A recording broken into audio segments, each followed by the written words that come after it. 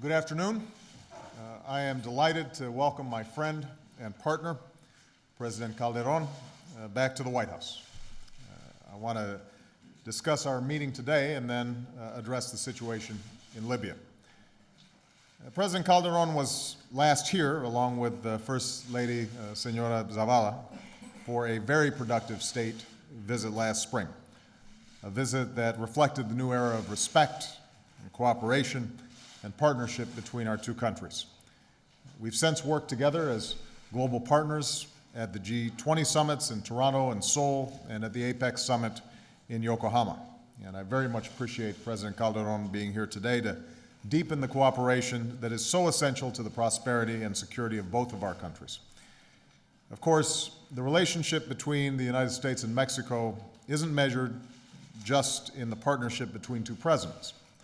It's evident every day in the strong bonds between our two societies.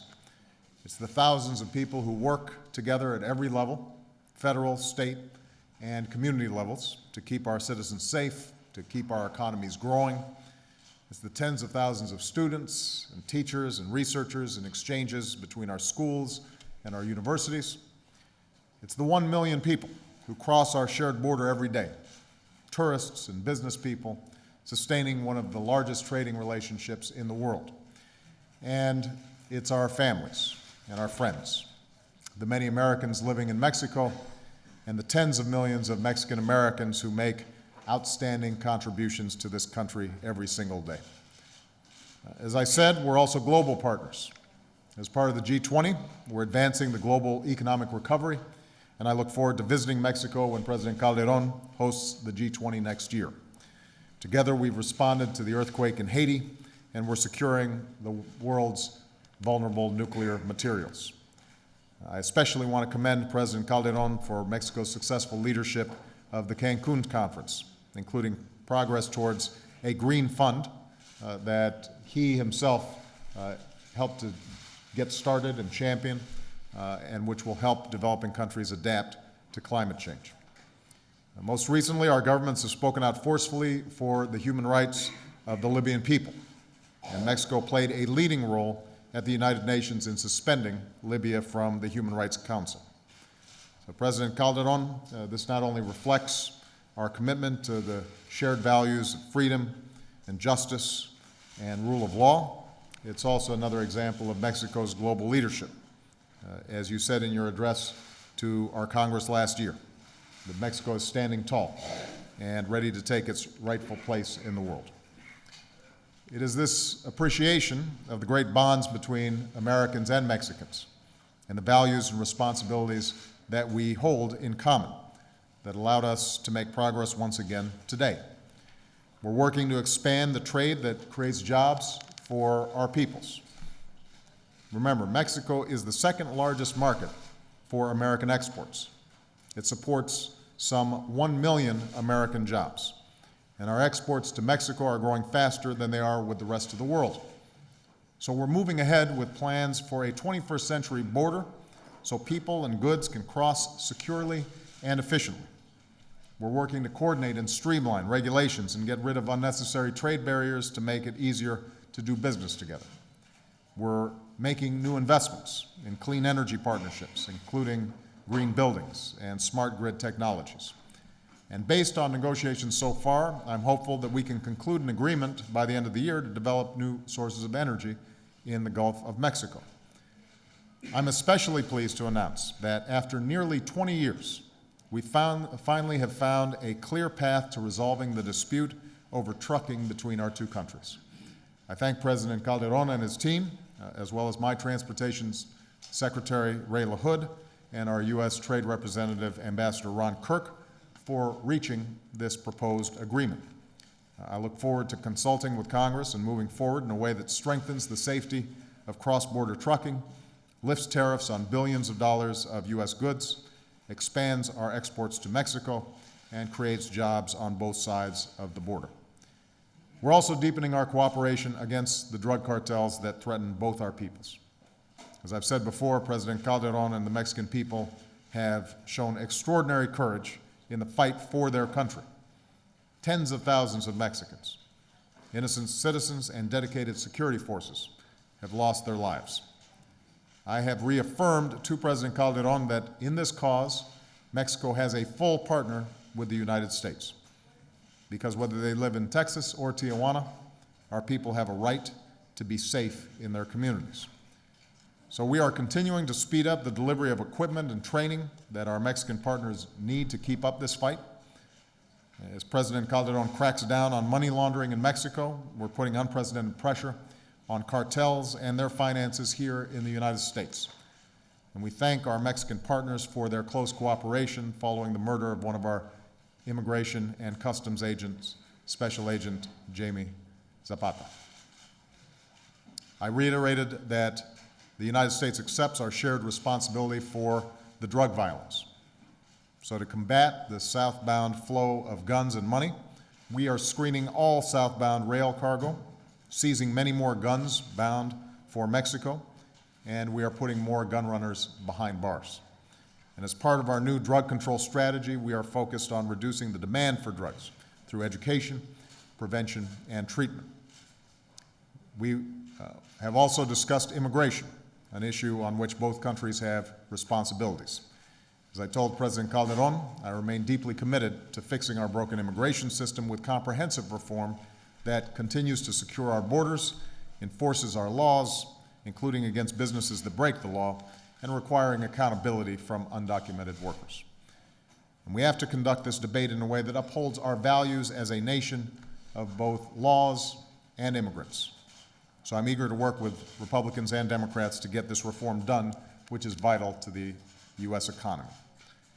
Finally, I'm looking forward to receiving insights from the President as I prepare for my trip to Latin America this month, which will be an opportunity to strengthen our security cooperation throughout the region.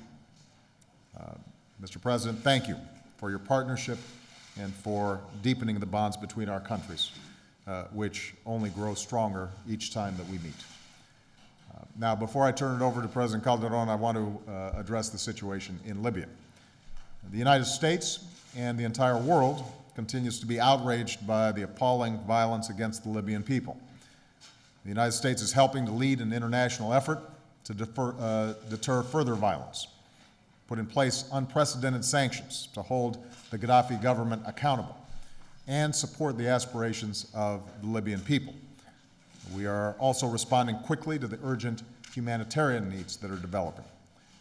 Tens of thousands of people from many different countries are fleeing Libya, and we commend the governments of Tunisia and Egypt for their response, even as they go through their own political transitions.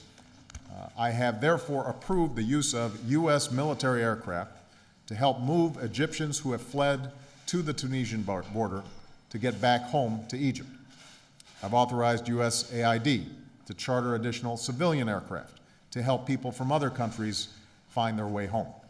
And we're supporting the efforts of international organizations to evacuate people as well. I've also directed USAID to send humanitarian assistance teams to the Libyan border so that they can work with the United Nations, NGOs, and other international partners inside Libya to address the urgent needs of the Libyan people. Going forward, we will continue to send a clear message. The violence must stop. Muammar Gaddafi has lost legitimacy to lead, and he must leave. Those who perpetrate violence against the Libyan people will be held accountable.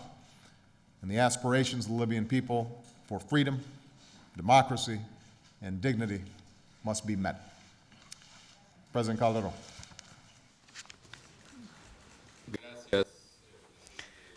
Thank you very much, President Obama. Thank you so much for your hospitality.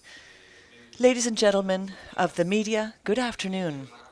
President Barack Obama and I have held a very valuable conversation concerning the status of our bilateral cooperation and many aspects of this. As always, it has been very satisfying for me to see that we agree on the basic principle of co-responsibility. And I thank you, Mr. President, for your invitation to hold this working visit here in the city of Washington.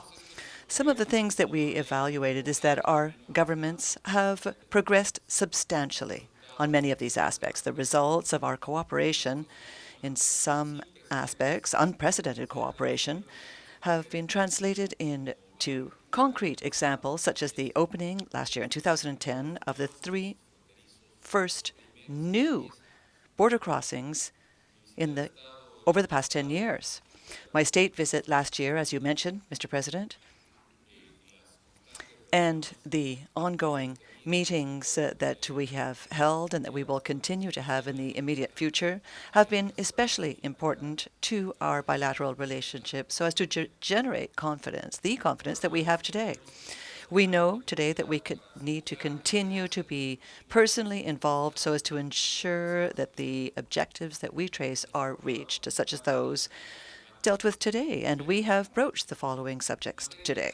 First, internationally, or at the international level, we have reiterated that Mexico and the United States are authentic strategic partners, as can be seen by our joint work on the global and regional agendas.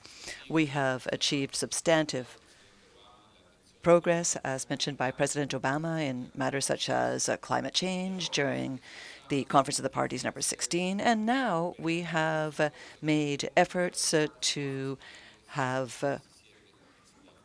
make the agreements reached in Cancun operational, and as well as to adopt the next steps for the Conference of the Parties number 17 in Durban. Both countries will also play an important role within the G20, a mechanism that Mexico will be presiding over next year, and in which we have reached important agreements for stability and recovery of the international economy. And in this context, I would like to congratulate President Obama for the visit that he will be making to Brazil, Chile, and El Salvador in a few weeks' time. Greater dialogue among the United States and Latin American nations will always be beneficial to the hemisphere, and beneficial not just for Latin American countries, but also for the United States. The specific case of Central America, in addition, here we have agreed to continue to work with the U.S. government so as to achieve a more determined cooperation in support of regional efforts to strengthen the rule of law and to fight transnational organized crime. Secondly, in terms of the border, both President Obama and I agree that we must turn this area into the land of opportunities and not of conflict. Last year, we adopted a declaration on the administration of the 21st century border, which we want both for the United States and Mexico. And since then, the Bilateral Executive Committee entrusted with that implementation has agreed to a plan of action in addition to issuing a joint declaration to prevent border violence so as to enable us to avoid tragic events such as those that we've seen on both sides of the border. Thirdly, in terms of immigration, President Obama has always invariably recognized the contributions of immigrants to the economy and society of the United States. And I recognize and value his clear and determined support for the adoption of a comprehensive migratory reform in this country, as well as his firm commitment to the human and civil rights of communities, regardless of their point of origin. I've expressed to him my concern for the proliferation of local initiatives that are against the interests or the rights of immigrant communities. Fourth, in terms of competitiveness, Mexico has a regional perspective. The United States and Mexico can and must make the most of the comparative advantages that make us unique as a region, and that would enable us to turn North America in its entirety into the most competitive region of the world. I am convinced that together we can achieve this.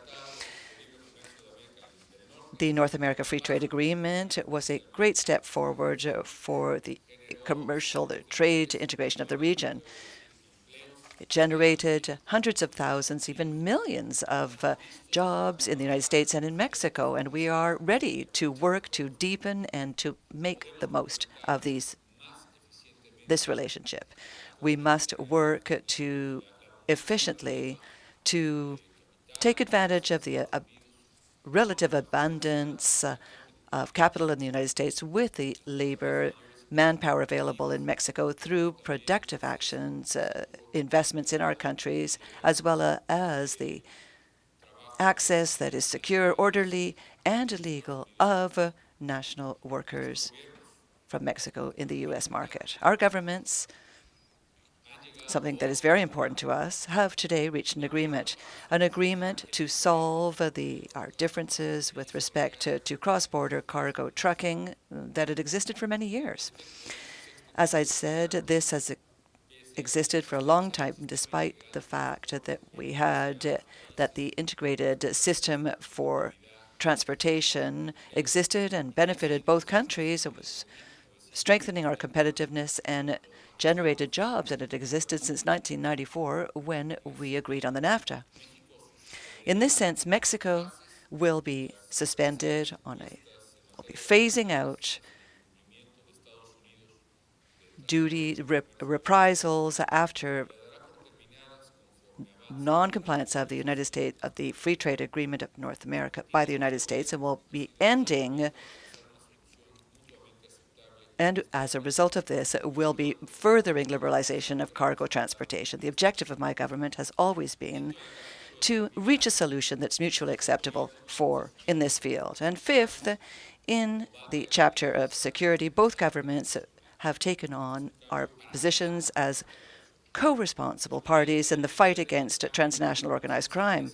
This is a paradigm change in our relationship, and today we have reached increased levels of exchange of information that are unheard of in the past. I would like to thank President Obama for the clarity with which he speaks to the effects that the consumption of drugs has in his country, as well as the illegal traffic of weapons and of monies into Mexican territory. I know that together we can achieve ever greater results.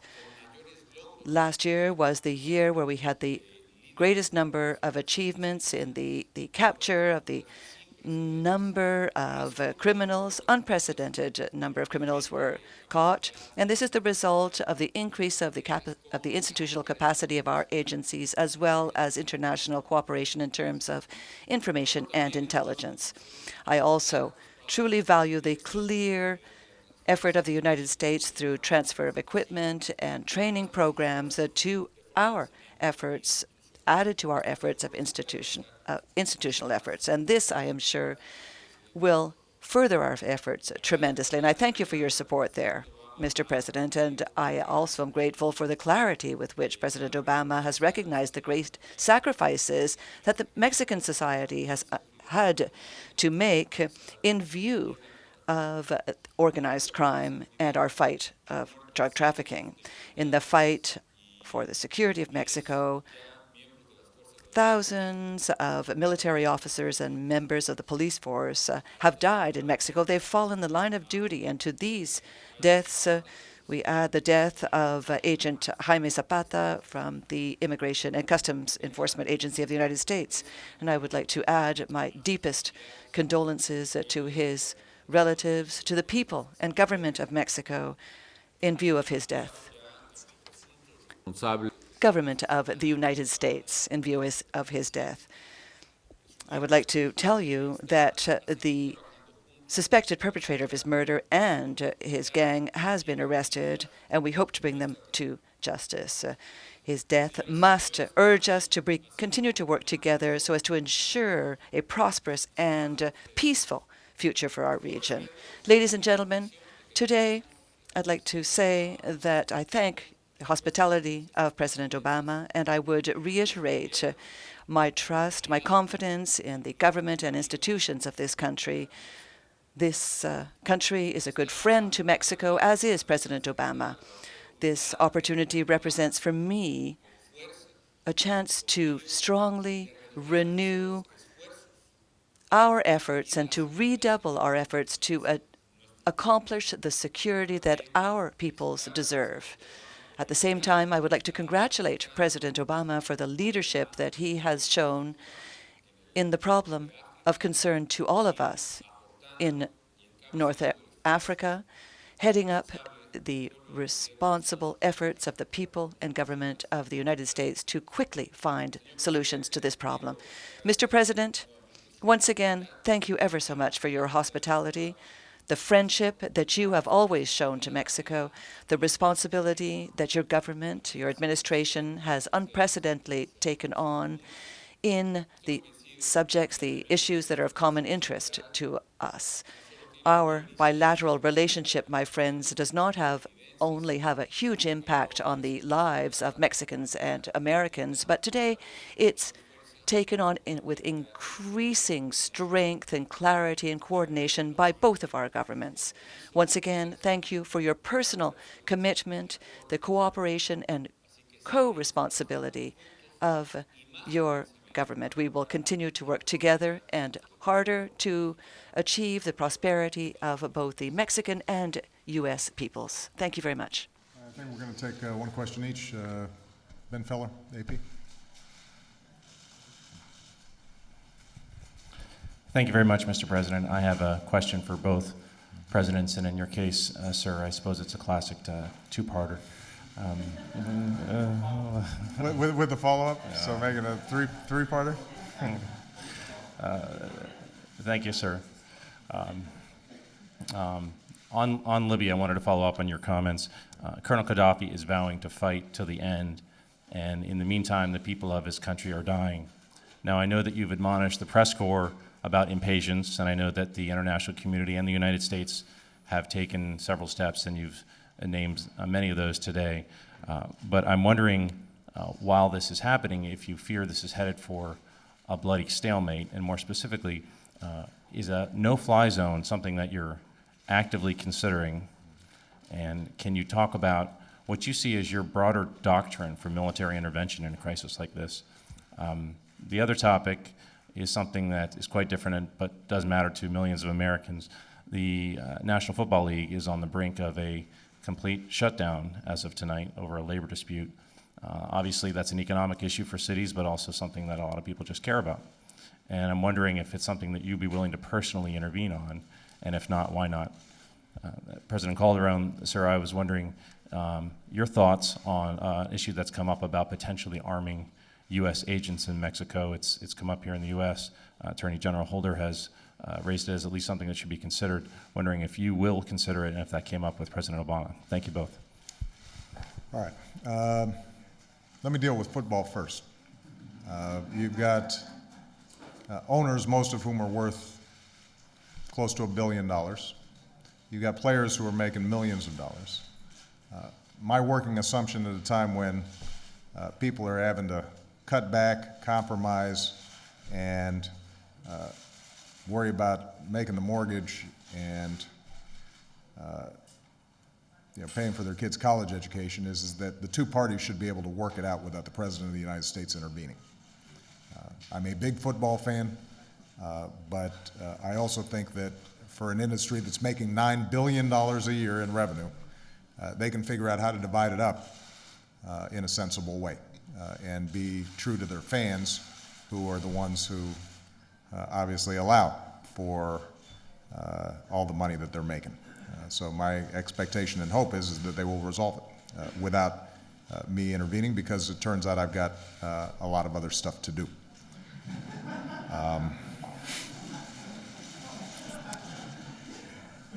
With respect to Libya, I think you asked about sort of, do I have a doctrine? My approach throughout the convulsions that have swept through the Middle East is, number one, no violence against citizens. Number two, that we stand for freedom and democracy. And in the situation in Libya, what you've seen is, number one, violence against citizens, and the active urging of violence against unarmed citizens by Gaddafi. And number two, you have seen with great clarity that he has lost legitimacy with his people. And so let me just be very unambiguous about this. Colonel Gaddafi needs to step down from power and leave. That is good for his country. It is good for his people. It's the right thing to do. Those around him have to understand that violence that they perpetrate against innocent civilians will be monitored, and they will be held accountable for it. And so to the extent that they are making calculations in their own minds about which way history is moving, they should know history is moving against Colonel Gaddafi, and that their support for him and their willingness to carry out orders that are direct violence against citizens is something that ultimately they will be held accountable for. With respect to our willingness to engage militarily, what I've instructed the Department of Defense, as well as our State Department and all those who are involved in international affairs to examine is a full range of options. I don't want us hamstrung. I want us to be making our decisions based on what's going to be best for the Libyan people in consultation with the international community. And we are doing that not just here in the United States within our own agencies, but we're also doing it in consultation with NATO. We have already engineered the most rapid and forceful set of sanctions that have ever been applied internationally. We started unilaterally, freezing $30 billion worth of assets, imposing severe sanctions against those in the Libyan government who've been carrying out some of these crimes. And as a consequence of that leadership, what we've seen is, I think, broad-based mobilization around the international community. You are right that there is a danger of a stalemate that over time could be bloody. And that is something that we're obviously considering. So what I want to make sure of is that the United States has full capacity to act potentially rapidly if the situation deteriorated in such a way that you had a humanitarian crisis on our hands, or a situation in which defenseless civilians were finding themselves trapped and in great danger. I think it's very important for us to do this in consultation, though, with the international community. One of the extraordinary successes of Egypt was the full ownership that the Egyptian people felt for that transformation. That has served the Egyptian people well. It serves U.S. interests well. We did not see anti-American sentiment arising out of that movement in Egypt precisely because they felt that we hadn't tried to engineer or impose a particular outcome, but rather they owned it.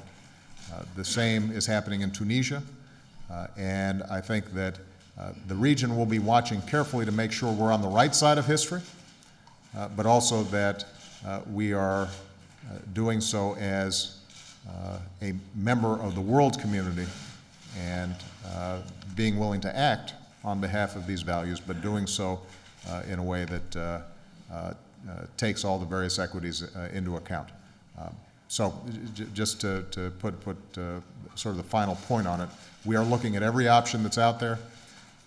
In addition to the non-military actions that we've taken, I want to make sure that those full range of options are available to me. Some of them may end up being humanitarian. I mean, the biggest priority that we have right now is you've got tens of thousands of people who are gathered at the border, and we've got to make sure that they can get home. And that's why we're using some of our military aircrafts in addition to civilian aircrafts to help on that front. There may be situations in which Gaddafi is hunkered down in his compound, but the economy or food distribution systems in Tripoli, for example, start deteriorating. And we're going to have to figure out how do we potentially get food in there. So there are a whole range of options, military and non-military, that we're examining, and we'll be making these decisions based on what's best for the Libyan people and how can we make sure that we're minimizing the harm to innocent civilians during this process. Throughout all this, we will continue to send the clear message that it's time for Gaddafi to go. That is one of the options that we would be looking at.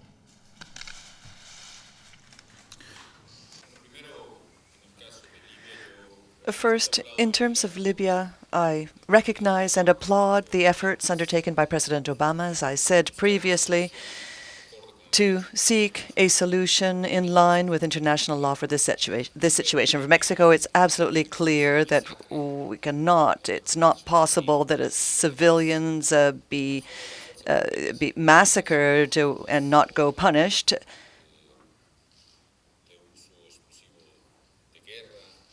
Using weapons that are for the exclusive use of war. We must do everything that we can to avoid or stop that massacre. Mexico, indeed, has presented a resolution within the framework of the Human Rights Commission of the United Nations, and in this, Libya has been sanctioned by the Commission, and we are, of course, taking part insofar as we are able to in the search for a solution to this problem. I believe that today it is problem to revalue the principles and the values of human rights anywhere in the world, the principles and values that we recognize and value. We have them in North American society and people in terms of that we condemn any act of violence against people where people are risking their lives in terms of the use of weapons. We condemn any act of violence against these people, and we believe that people must have the best conditions to guarantee their work, including their personal security. And in this effort, I know that we have the support of different agencies of the government of the United States who have contributed enormously to the solution of the problems that we are facing together under the principle of shared responsibility that we are consolidating. I must nonetheless clarify that there are very important legal restrictions in this matter in Mexico, as is probably the case in other countries, and most likely the United States, with respect to the actions of foreign agents in Mexican land. The law does not allow agents of the United States or of any other country to take part in tasks involving justice enforcement in our territory. As a result, they cannot carry weapons or undertake operational tasks. Their functions, in line with our treaties, are limited to the exchange of information and technical assistance to support Mexican authorities in these tasks. So there's an important legal restriction that exists, but it's very clear for me as well that we must find the way of enhancing the level of protection of any and all agents who are acting within the framework of the law against crime. And of course, we are deeply analyzing alternatives for this, and in dialogue with the Mexican Congress, who is the party that has the final word, the final say on this matter. And finally, on the issue of football, I'm not an expert. My wife is, though, and I will ask her about it. I'm sure that she's very concerned about the situation, but allow me to say that football is very important for many Mexicans. With the exception of money, you can count on us. But fix that. I will say that at the state dinner, the First Lady of Mexico seemed quite excited to see Mark Sanchez there. Yes, I don't know if that was a concern to you. Actually, bueno, ella hizo ¿cómo dicen ustedes? Lanzó la moneda. You've already thrown the coin, flipped the coin in a Jets game. Ariel Sosa, de Radio Mil. Mrs. Zapata did. Bueno, aprovechando también y siguiendo con la temática. Taking advantage of the moment and continuing in the subject matter, I'm not going to ask many questions, but I will be very concrete. First, directly for President Obama, the Second Amendment of the United States Constitution allows American citizens to carry weapons, and this principle is defended. However, President Calderón has said that this law in Congress, that agentes estadounidenses, lo could cual ya pasó. this could actually El go asunto against es, U.S. usted, Presidente agents, and Obama, this has happened. podría, So, directamente, President quizá, Obama, en you México existe la figura del poder in del Mexico, veto. we No sé have the hasta dónde usted veto, the tenga power esa of veto. I capacidad don't know how de far poder- you de have the poder, ability echar atrás esa to ley que ya ha sido aprobada. Y si usted veto tiene esa that law that capacidad, has been usted tiene esa responsabilidad, approved. ¿por qué no lo hace, And if you have that presidente? responsibility, ¿Hasta why don't you cuándo, do se va so, a permitir sir? que se sigan asesinando How directamente, ya long no are nada we más going to a allow mexicanos, sino ahora directamente Mexicans to a be murdered, estadounidenses? and not Y, just Mexicans, but now sobre, Americans as well? La secretaria Now, with de respect Seguridad to Interior, la señora the Janet Napolitano, Secretary of bueno, Homeland Security, también Janet ha Napolitano, mandado una iniciativa o ha hablado has ante el sent Congreso a sobre la bill or has posibilidad spoken de que to estén Congress armados with respect to estos the agentes possibility estadounidenses en of nuestro allowing país. U.S. agents to Eso bear también, arms presidente in Calderón our ya ha dado de country. alguna manera President respuesta, Calderón pero has también ha already dicho answered que this se to a certain buscarán extent, but he's de also alguna said manera that mecanismos. ¿Qué tipo de he will be mecanismos searching for se podrían mechanisms. encontrar What para types of que mechanisms can be estén a found salvos? Y sobre so as to keep them safe? quien asesinó Zapata, And ahora sí que the Zapata people who versus murdered Julián Zapata, Zapata, alias el well, Piolín, que in asesinó, Mexican presunto terms, asesino de Jaime Zapata, who Zapata, was the pues ya alleged también hay murderer información de que se ha of solicitado la extradición Zapata, de este hombre the para nuestro extradition país. of Quien this ya ha hablado de man, of esto this también, la propia alleged señora perpetrator, Napolitano. has been ¿Hasta requested. dónde se va a Madam agilizar esto, Napolitano has presidente Calderón? mentioned Y this. bueno, eso sería President de esta Calderón, parte. how far are you going to go in those efforts? And there you would have my questions. Well, the Second Amendment in this country is part of our Constitution, and the President of the United States is bound by our Constitution. So I believe in the Second Amendment. It does provide for Americans the right to bear arms for their protection, for their safety, for hunting, for a wide range of uses. That does not mean that we cannot constrain gun runners from shipping guns into Mexico. And so we believe that we can shape an enforcement strategy that slows the flow of guns into Mexico while at the same time preserving our Constitution. You asked whether I have veto power over a particular bill. I think that the challenge that we have right now is not a particular bill, but rather that we are trying to work our way through more effective enforcement mechanisms to prevent straw purchasers from buying caches of weapons, transporting them across the border. We've made progress on that front, given the authority and administrative power that we already possess. We have seen a significant increase in the number of weapons that have been confiscated. We have put more and more people behind bars for the transfer of weapons across the border into Mexico. We recognize that it's not enough and that we've got to do more. Part of that job is to enforce the laws that are already on the books more effectively. Part of it may be to provide additional tools to law enforcement so that we can prevent the shipment of these weapons across the border. But I do want to emphasize, and I emphasize this privately with President Calderón, we are very mindful that the battle President Calderón is fighting inside of Mexico is not just his battle, it's also ours. We have to take responsibility just as he's taking responsibility.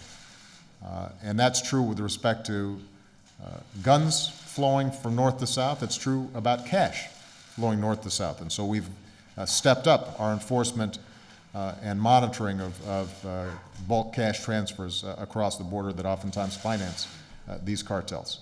So we're putting more and more resources into this. One of the things that I think that President Calderón and I have discussed is how we can strengthen border security on both sides so that drugs flowing north or guns and cash flowing south, that we are able at all these points to interdict in a way that doesn't, on the other hand, slow the commerce and trade that is so important between our two countries.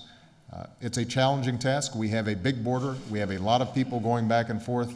It's very important economically, but it is something that we have to continue to work on. And I just want to say to all of the people in the Mexican press that I have nothing but admiration for President Calderón in his willingness to take this on. The easy thing to do would be for him to ignore the corrosive, corrupting influence of these drug cartels within Mexico. That would be the easy thing to do. He's taking the hard path, and he's shown great courage and great risk in doing so. And the United States will support him in any ways that we can in order to help him achieve his goals, because his goals are our goals as well. And they should be the goals of the Mexican people, because you know, the notion that you would want these drug cartels to become more and more powerful and have greater and greater influence in the political life and the economic life and the cultural life of your country, I think is something that nobody would want. With respect to arming our agents, I think President Calderón was very clear. There are laws in place in Mexico that say that our agents should not be armed. The relationship that we have is, as President Calderón described it, when it comes to our partnership, our cooperation in battling the drug cartels, our job is to help with information, it's to help with equipment, it's to help in coordination. We are in an advisory capacity. We do not carry out law enforcement activities inside of Mexico. What we can do is to make sure that our cooperation is strengthened and deepened and becomes more effective over time. And you know, we're constantly refining how we do that in a way that is respectful of Mexico's sovereignty. And obviously, I'm concerned about our own agents who are down there, and so I assure you that we will be examining all our procedures and protocols in terms of how our agents travel throughout Mexico, and we'll be working in close contact with Mexican law enforcement, who I'm sure will have important advice in terms of how we operate in that region. But this cooperation has made great progress. We expect it to continue to make more progress in the future. Bueno, yo quiero agradecer muchísimo. I'd like to thank President Obama for this wonderful support in terms of weapons. Others have made similar efforts before his administration in terms of deterring the flow of weapons to Mexico, but we know that what has to do with internal Homeland Security and the Attorney General are making important efforts, and we know that even more weapons traffickers, gun runners, have been caught than ever before. There's a great deal that has to be improved in terms of how to share information, how to trace the weapons. And I also recognize, I will say, the efforts, knowing the large restrictions that President Obama and his administration have at a political level. They're making great efforts internally so that through administrative measures we can broach this matter. One of the things that I suggested during our conversation, and I think we still have to look at this very carefully, is if we can find a means of sealing ports of entry along the border, as the President said, and as I said, through the use of non-intrusive mechanisms for detection, we could assuredly have the safe and secure border that both nations want, that both peoples want. We all want to have a safe border. I believe it's possible, although it will require a huge technological and financial resources to achieve it. But I think it's a way of ensuring security without affecting the Second Amendment rights of U.S. citizens, and at the same time stop the flow of drugs northbound, monies and guns southbound. I would insist upon the legal restrictions that exist in Mexico, as in other countries, with respect to the to intervention and the bearing of arms by U.S. agents. But in this subject, I'll have to speak to members of Congress, and particularly the Senate, to explore different alternatives. And I think we have to look at all alternatives that are enabled to us by the Constitution and the law. Mechanisms of protection, special mechanisms of protection, clear delimitation of the areas where we can collaborate, for instance. The criminals themselves, they tell us that they didn't know that they were attacking U.S. agents in their attack. So it's not that that's what they wanted to do, but I think at any rate, this is still a very important sign, a warning sign to all of us, where we have to be indicating that we have to be very careful about how we care for all of our agents, not just Mexican, American, all agents. So we have to have a specific policy that's much more daring in this sense. And I think that here, not just in terms of weapons, guns, we have to think in a much more open manner and seek much more creative solutions. It seems to me that we are experiencing extraordinary circumstances that call for extraordinary actions by our governments. Now, with respect to the extradition of this criminal, it's something that we hadn't really discussed. I don't know if President Obama wanted to discuss this. We still have not finished our meetings yet, but although we have to review what the law stipulates in terms of extradition for each case of it, I'm in truth very convinced that these cases have to be brought to trial. There is the political will, full political will, that this individual be brought to justice with the full weight of the law, whether that be in the United States or in Mexico, if the law allows it. In terms of a request for extradition, I'd have to reserve my opinion in this sense because it will depend on what the law stipulates in this sense. Of course, there is a political will to cooperate in this matter as well as on many others. I didn't comment on the extradition issue. Let me just emphasize we have made a request for extradition. I think beyond that, it's probably not appropriate to comment. Okay?